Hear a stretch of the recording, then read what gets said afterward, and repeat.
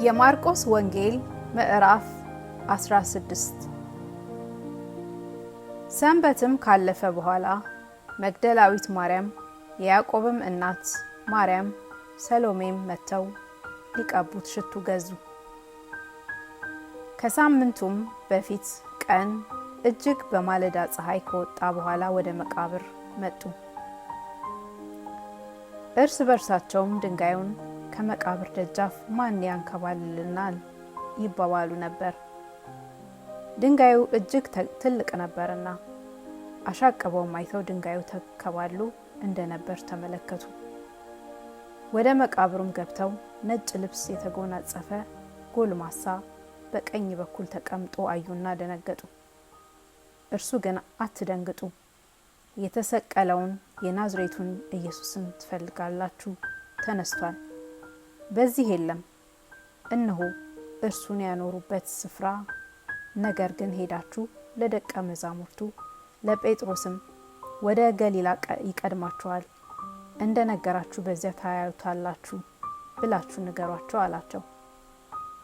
መንቀጥቀጥና መደናገጥ ይዟቸው ነበርና ወጥተው ከመቃብር ሸሹ። ይፈሩ ነበርና ለማንም አንዳች አልነገሩም። እነርሱም ያዘዛቸውን ሁሉ ለጴጥሮስና ከእርሱ ጋር ላሉት ባጭሩ ተናገሩ።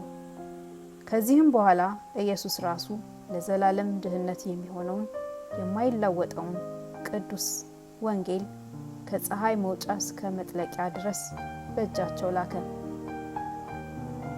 ከሳምንቱም በመጀመሪያ ቀን ማልዶ በተነሳ ጊዜ አስቀድሞ 7 አጋንንት ላወጣላት ለመግደላዊት ማርያም ታየ። እርሷ ሄዳ ከእርሱ ጋር ሆነው ለነበሩት ሲያዝኑና ሲያለቅሱ ላሉ አወራችላቸው። እነርሱም ሕያው እንደሆነ ለእርሷም እንደታያት ሲሰሙ አላመኑም። ከዚህ በኋላ ከእነርሱ ለሁለቱ ወደ ባላገር ሲሄዱ በመንገድ በሌላ መልክ ተገለጠ። እነርሱም ሄደው ለሌሎቹ አወሩ፣ እነዚያንም ደግሞ አላመኗቸውም።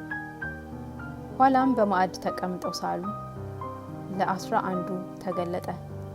ተነስቶም ያዩትን ስላላመኗቸው አለማመናቸውን የልባቸውን ጥንካሬ ነቀፈ። እንዲህም አላቸው፣ ወደ ዓለም ሂዱ፣ ወንጌልንም ለፍጥረት ሁሉ ስበኩ። ያመነ የተጠመቀም ይድናል፣ ያላመነ ግን ይፈረድበታል። ያመኑትንም እነዚህ ምልክቶች ይከተሏቸዋል። በስሜ አጋንንትን ያወጣሉ፣ በአዲስ ቋንቋ ይናገራሉ፣ እባቦችን ይይዛሉ፣ የሚገድልም ነገር ቢጠጡ አይጎዳቸውም። እጃቸውን በድውዮች ላይ ይጭናሉ፣ እነርሱም ይድናሉ። ጌታ ኢየሱስም ከእነርሱ ጋር ከተናገረ በኋላ ወደ ሰማይ አረገ፣ በእግዚአብሔርም ቀኝ ተቀመጠ። እነርሱም ወጥተው በየስፍራው ሁሉ ሰበኩ። ጌታም ከእነርሱ ጋር ይሰራ ነበር፣ በሚከተሉትም ምልክቶች ቃሉን ያጸና ነበር።